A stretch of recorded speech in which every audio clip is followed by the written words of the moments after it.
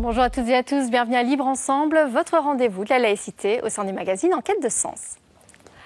Je pense, donc je suis, on va parler philo aujourd'hui. Le cours de philosophie et citoyenneté sera en effet lancé dès la rentrée prochaine dans l'enseignement secondaire officiel, un an après son introduction dans le primaire. Si vous êtes parent, votre enfant devrait d'ailleurs recevoir le formulaire de choix dans les prochains jours. On le sait, l'organisation du cours a fait couler beaucoup d'encre en primaire, mais aujourd'hui, la plupart des professeurs, des parents et des élèves s'accordent pour saluer le contenu de ce cours. On dispose enfin d'un espace d'échange entre tous les enfants. De quoi va-t-on parler dans ce cours de philosophie et citoyenneté? Pourquoi est-ce important de rassembler tous les élèves? Et quelle formation pour les professeurs? Autant de questions que je vais poser à mes deux invités. Bonjour à tous les deux. Bonjour. Alors, tout d'abord, Thomas Gillet. Donc, Thomas Gillet, vous êtes agrégé en philosophie, professeur de morale à l'INRACI à Bruxelles, donc une école libre non confessionnelle. Vous êtes également maître assistant en philosophie à la HEB. Et c'est là d'ailleurs que vous donnez des formations à la neutralité. On en parlera un peu plus tard. Et pour être complète, vous êtes également administrateur du Centre d'action laïque. Alors à vos côtés, Antoine Janvier. Antoine Janvier, donc vous êtes docteur en philosophie, enseignant et chercheur à l'Université de Liège et plus spécifiquement au service de philosophie morale et politique. Et c'est à ce titre que vous avez participé à la rédaction du référentiel de compétences terminales donc pour ce cours de philosophie et citoyenneté. Alors Antoine Janvier, je vais commencer par vous juste pour voir quel est finalement l'objectif de ce cours de philosophie et citoyenneté qui va être lancé en secondaire ici à la rentrée. Je crois que l'objectif, il est assez précis, il est assez net. Il a été formulé déjà par le décret, il a été spécifié par le référentiel.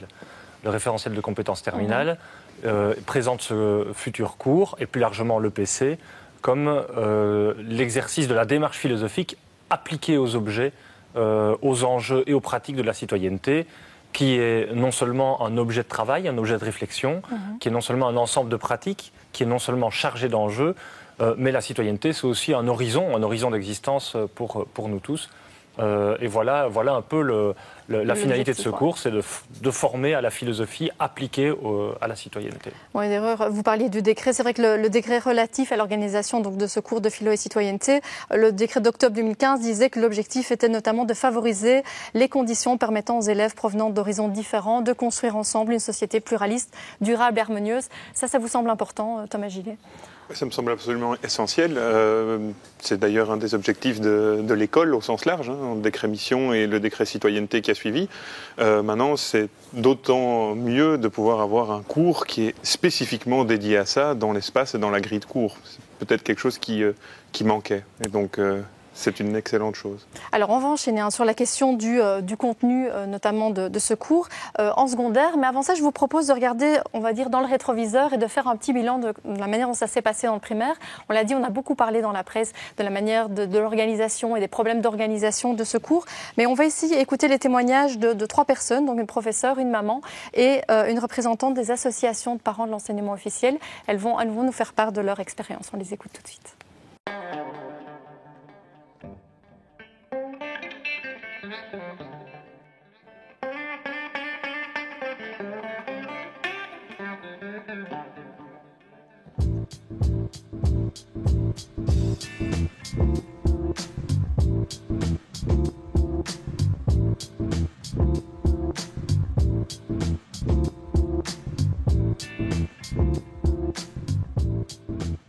Au début, ils étaient fort déstabilisés. Maintenant, la plupart des élèves sont vraiment contents de venir, contents de pouvoir débattre ensemble. Certains élèves peuvent malgré tout être mal à l'aise par rapport à leur milieu familial. Je sais que certains élèves n'osent pas parler de ce qu'ils voient en classe au sein de leur famille parce qu'ils ont peur que ça ne rentre pas dans justement leur mode d'éducation. Il y a eu une plainte d'un enfant qui ne comprenait pas qu'on puisse dessiner une divinité parce que pour lui c'était quelque chose de complètement interdit. Donc il a fallu essayer d'expliquer que dans certaines religions c'était une chose qui se faisait et que qu'il n'y avait pas de normes et qu'on pouvait tout à fait comprendre que pour lui c'était quelque chose de difficile à admettre, mais pour d'autres religions c'est quelque chose qui se fait depuis extrêmement longtemps. Donc il devait aussi respecter ce point de vue-là. Tout ce qui est religion, c'est du domaine du privé et ça n'a pas sa place quelque part à l'école parce que tous les enfants là, ils viennent ici pour avoir une éducation à la même, comment dire, enfin, au même niveau, quoi, sans différence de religion. Alors pourquoi est-ce que le cours de religion viendrait faire la différence? Il y a d'abord un vrai travail de terrain à faire et de convaincre.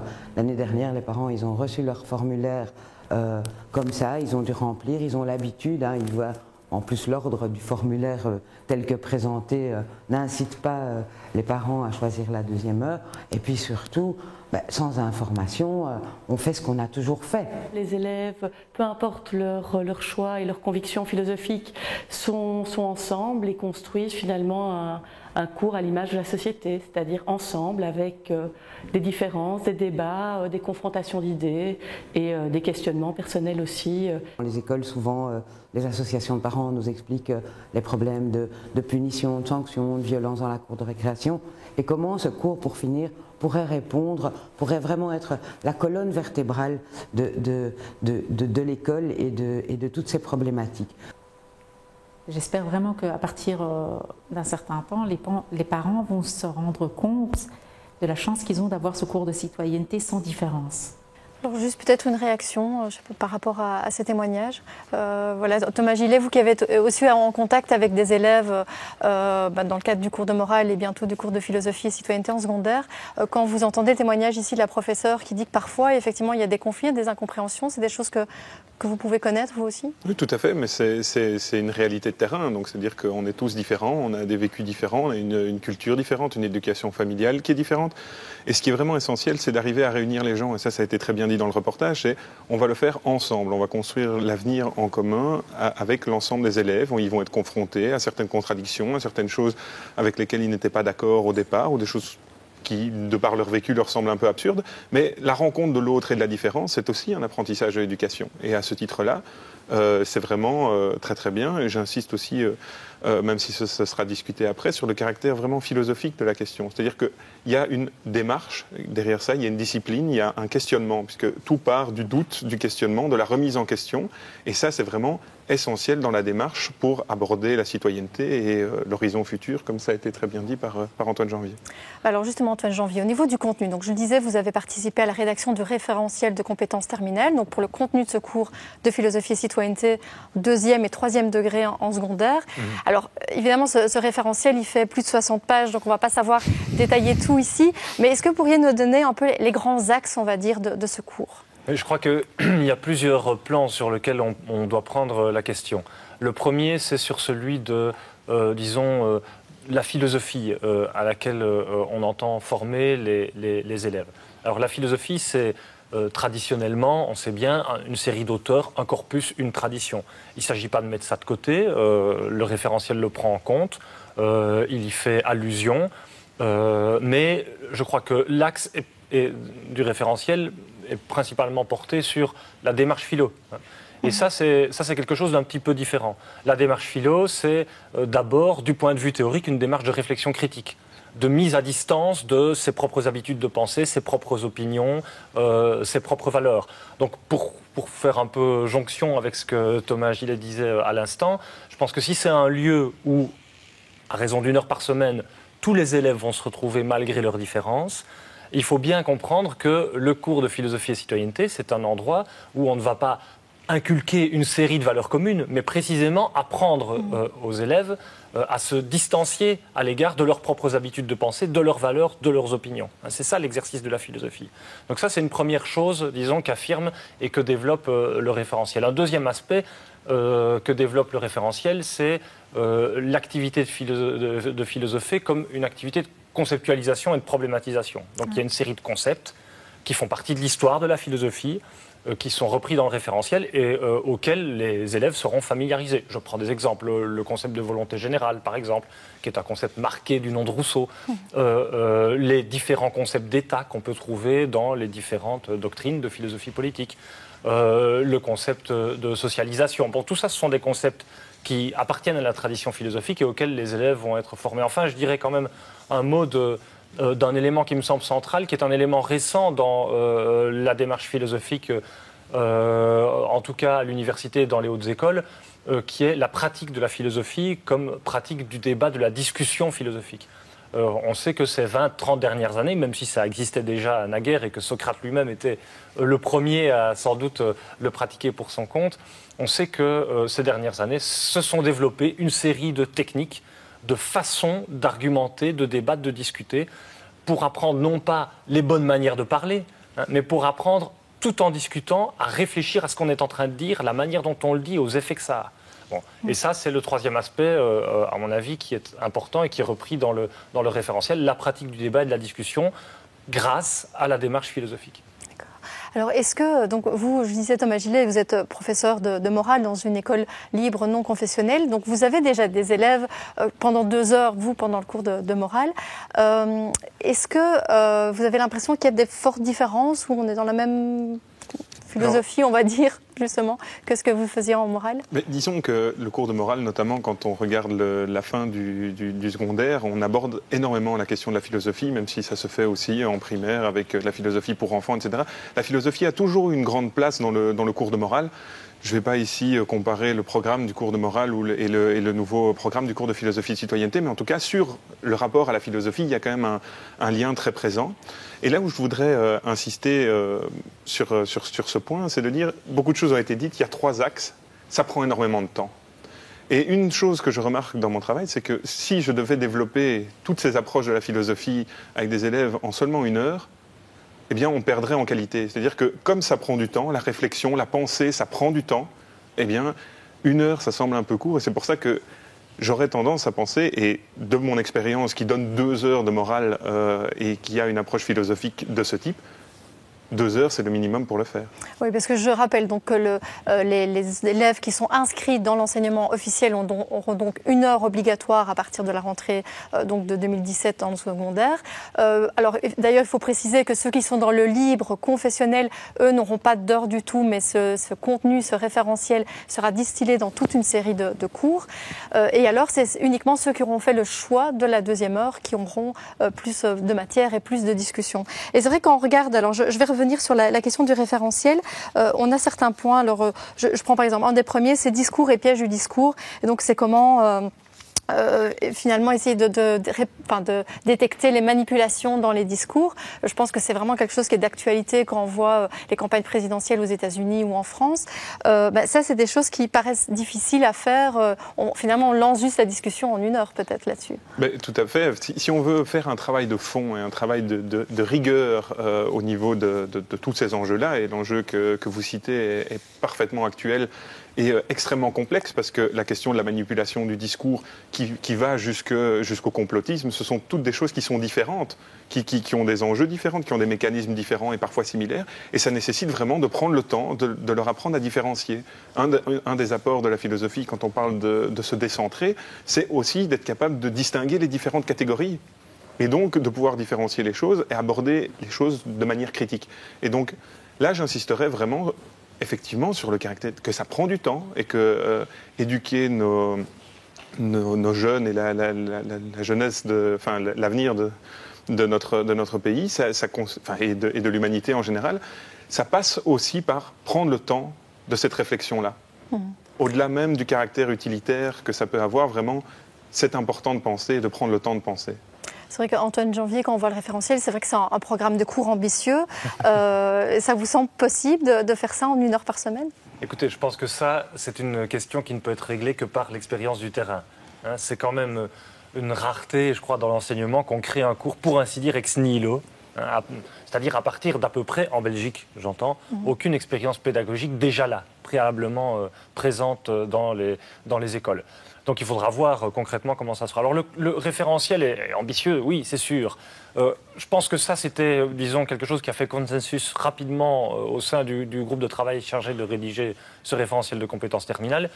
Pas de cours au rabais, et pas de PC au rabais. Voilà. Ce ne sera pas un cours de rien, okay. Ce ne sera pas un cours fourre-tout.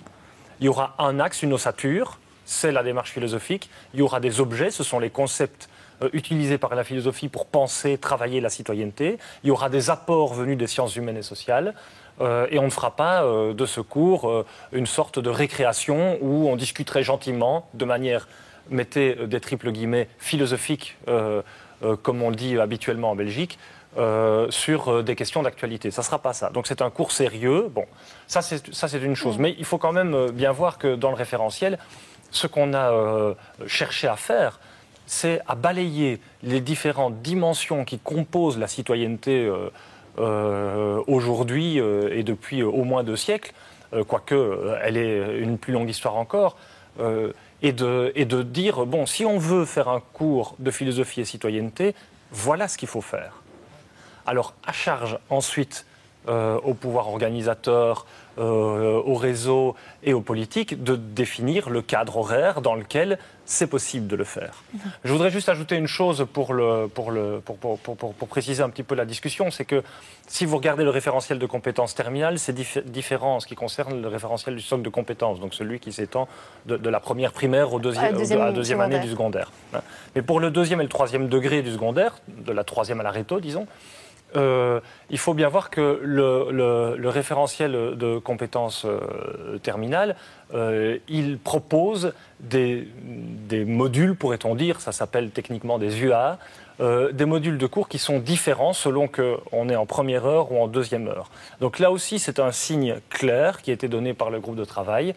Si vous allez en 2e heure, vous ne répéterez pas ce que vous avez vu dans la première heure. Vous irez plus loin. Vous irez plus loin et vous verrez d'autres choses. Ouais, et il y aura là aussi un contenu qui ne sera pas moindre, qui ne sera pas moins intéressant que ce qu'il y a dans la première heure. Donc je pense que c'est ça, en gros, l'enjeu du groupe de travail, c'est de concilier des exigences, de la rigueur, la nécessité d'avoir un contenu dans ce cours, et d'un autre côté, de penser à former véritablement à la citoyenneté.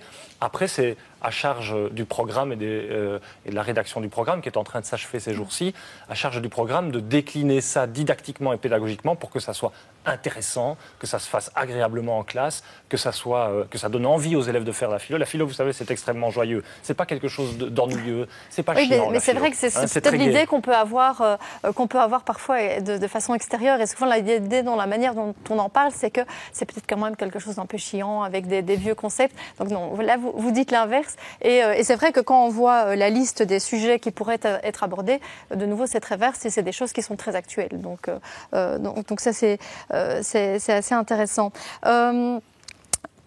Au niveau vraiment des jeunes qui font de la philo, des ados, que vous avez par exemple, vous, Thomas Gillet, avec qui vous travaillez à l'INRACI, comment est-ce qu'ils appréhendent cette philosophie? Est-ce que justement au départ ils se disent « Ouh là là, ça va être chiant » ou est-ce que vous sentez qu'il y a vraiment un vrai intérêt et quel est l'intérêt aussi de discuter tous ensemble de ces thématiques? Alors, ils ne se disent pas « Ah, ça va être chiant ». Généralement, ils se disent « Ah, ça va être trop compliqué pour moi ».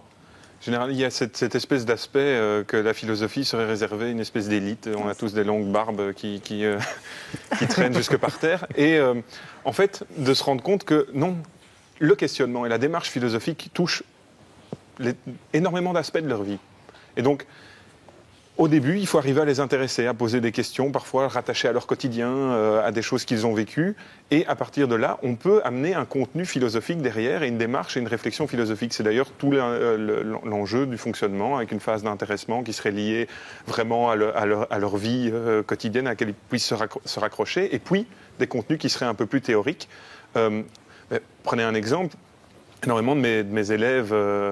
se posent des questions sur l'actualité, sur la politique internationale. Quand en morale, en 5e année, on parle de philosophie politique, on parlait de volonté générale tout à l'heure, la question du référendum, de la démocratie représentative ou de la démocratie directe. Comment organiser une société qui soit encore plus démocratique et à laquelle ils pourraient réellement participer? Parler des référendums, ils en ont entendu parler. Ils ont entendu parler du Brexit, du référendum en Turquie, avec des regards qui sont très différents, parfois de par leur culture, de par leur rapport familial à certains pays ou à l'Europe, etc. Et donc, l'intérêt de les avoir tous ensemble, c'est justement de pouvoir échanger et confronter des idées, mais même de leur montrer que leurs idées ont déjà été pensées aussi.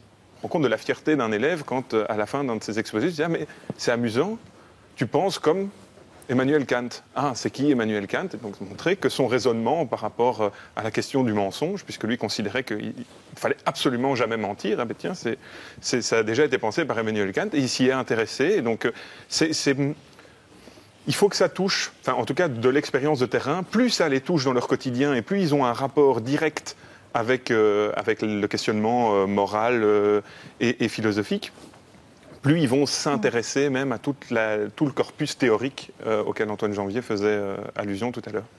Mais on le voit, hein, donc le programme est intéressant et ambitieux, mais du coup, est-ce que tout le monde va pouvoir donner ce cours? Parce que pour le moment, il faut bien dire que, en tout cas dans une période transitoire jusqu'en 2021, le politique a décidé que, donc le gouvernement de la Fédération Wallonie-Bruxelles a décidé que les professeurs de religion et de morale restaient prioritaires, à condition qu'ils suivent une formation en neutralité et par la suite une formation en didactique de la philosophie. Mais est-ce qu'en attendant, ça vous paraît faisable pour des professeurs qui n'ont pas cette formation de donner ce cours?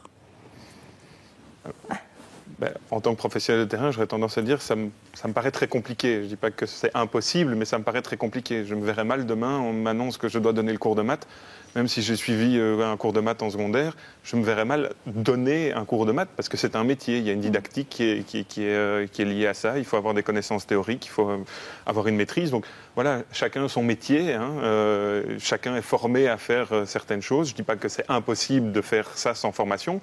Mais il faudra faire la formation assez vite, en tout cas. Mais effectivement, au plus vite c'est fait, au mieux c'est pour l'intérêt des élèves, parce que finalement, la vraie clé, le véritable enjeu de ce cours et de la mise en place de ce cours et de l'enseignement de manière générale, c'est l'intérêt de l'élève qui doit être central, beaucoup plus que tous les intérêts d'emploi qui sont derrière. Antoine Janvier, peut-être juste par rapport à la formation qui vous semble indispensable pour vous. Oui, je crois qu'il faut distinguer deux choses. Il faut distinguer la période temporaire, transitoire, d'ici 2020-2021, disons, du statut définitif des enseignants. Et si on comprend que dans une période transitoire, il y ait, disons, la possibilité pour des gens qui ne sont pas philosophes de formation ou qui n'ont même pas de formation en sciences humaines de faire ce cours moyennant une petite formation qui soit compatible avec leur horaire d'enseignant par ailleurs, puisque c'est ça qui va se passer à partir de l'année prochaine.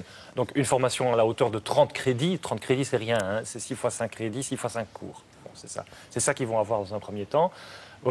Ça semble tolérable et on peut l'entendre.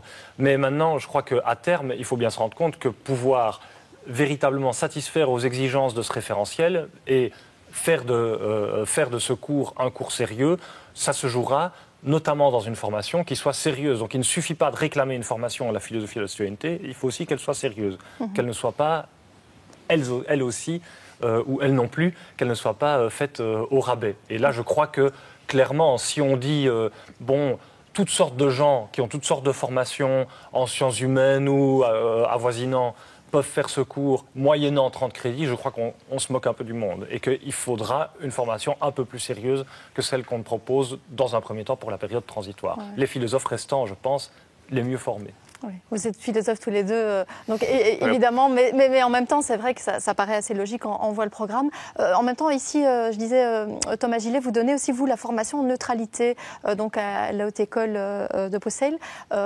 Cette formation en neutralité qui était déjà suivie en primaire par les professeurs qui voulaient donner le cours de philosophie et citoyenneté.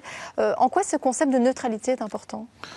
Mais en quoi est-ce qu'il est important ? Je dirais même qu'il est essentiel, de mon point de vue, par rapport à la manière dont on donne cours et la position que va prendre le professeur dans la réflexion et dans le travail de ses élèves.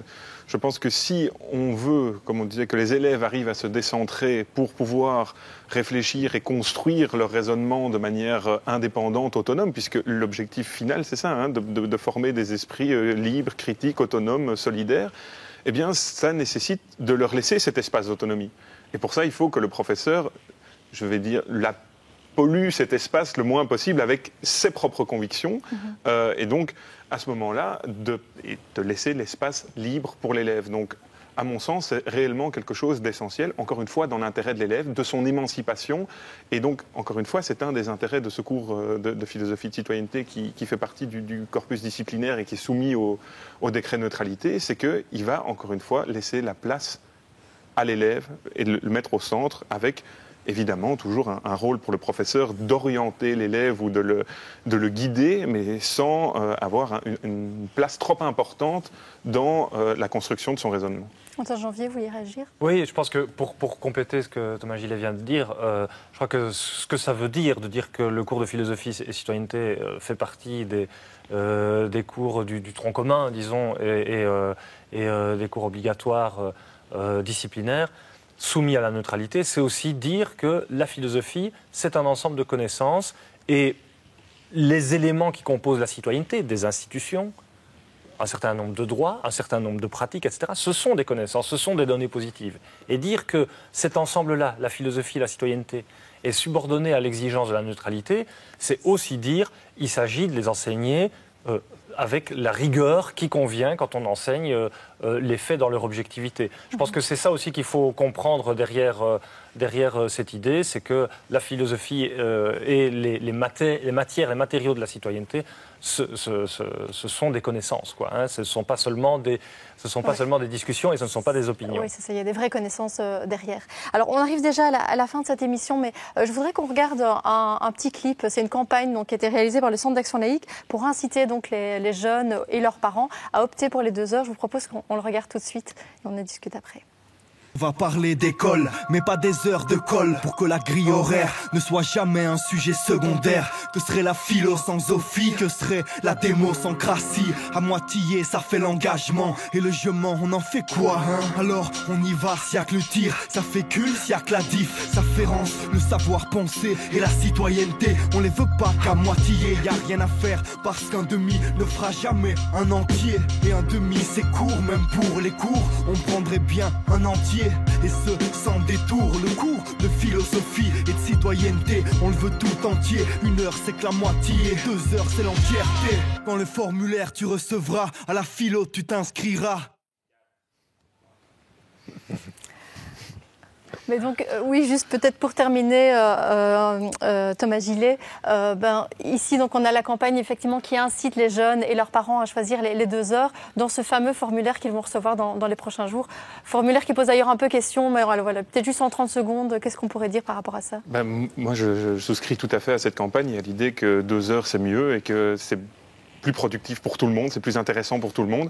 Et de faire du cours des 2 heures de philo et de citoyenneté un choix positif, plutôt que de dire je renonce à la morale et à la religion, mais de dire non, je fais le choix positif de prendre 2 heures de philosophie et de citoyenneté. Je pense que c'est là la clé pour la réussite de ce cours et de nouveau pour que les élèves puissent en profiter un maximum. Ouais, cours qui est enfin lancé en Belgique et c'est vrai que dans la préparation de cette émission de janvier, vous me disiez enfin ça arrive parce qu'on était quand même un peu en retard au niveau belge là-dessus. Hein. Oui, on était très en retard et alors quand même la bonne nouvelle c'est que non seulement ça arrive, mais ça arrive dans des proportions qu'on n'aurait pas espérées. Avant, puisque dès la primaire, les élèves feront de la philosophie. Et vous savez, la philosophie, c'est comme un sport ou comme de la musique. Ça se perfectionne au fur et à mesure qu'on s'y exerce et qu'on le travaille. Donc, plus longtemps on le fait, mieux on s'en porte. Donc, les élèves seront parfaits, du coup, et seront perfectionnés à la fin. Désolé. Un rappel pour vous dire que l'Espace de Liberté, donc le magazine du Centre d'Action Laïque, a consacré son numéro d'avril à ce dossier, donc à cette question du cours de philosophie et citoyenneté. En tout cas, merci à tous les deux, donc Thomas Gillet, Antoine Janvier, de nous avoir éclairés sur ce cours de philo et citoyenneté. Et puis on se retrouvera peut-être dans quelques mois, une fois qu'il aura été mis en place, pour voir comment ça se passe concrètement. Merci à vous de nous avoir suivis et à très bientôt pour un nouveau numéro de Libre Ensemble, votre rendez-vous de la laïcité.